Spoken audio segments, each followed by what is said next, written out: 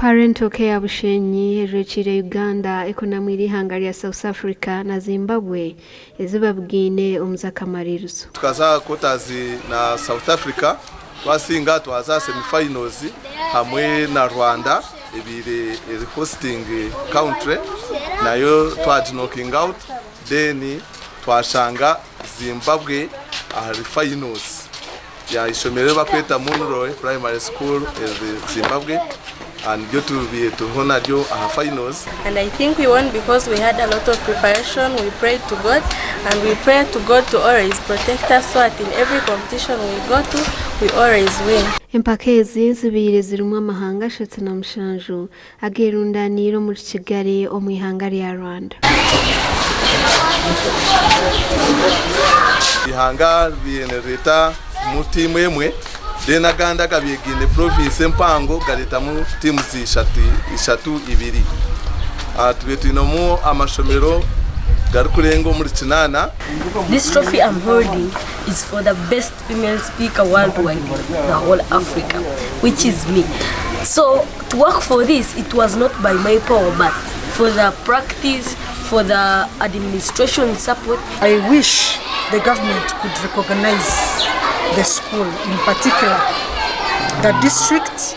I call upon the district council chairman, the RDCs, the MPs also to look at the school, to recognize this school. Omwaka ogurikwija Parental Care Bushenyi neja kujekera Africa yona omuri Canada omumpaka za Intercontinental ahirabugane United States of America eyakitwira omwaka gwahwire. Omugandi abazire bashabwe kutamana omukuratirira no kumanya embera z'abana babo cyo babase okubakuza je binemico. Omurango ogu gwakorwa mukuru w'abasiramu mu district ya Mbarara Sheikh Abdallah Mukwaya ahari Mbarara Quality Kindergarten and Primary School. Nishashana n'abazire abatakutwara bunanizibwa umwana akashobora akagenda akagaruka kuko kwenda akabashanga mu tawuni bari mu kufyuminga n'ibintu bikushabike. So abazire abana nkaba mufeyo munonga kureba ngo barara bata nibashobora bata nibataha bata. Yenda kusima government ya NRM abo kwereza abantu obugabe gukora ibintu byabo.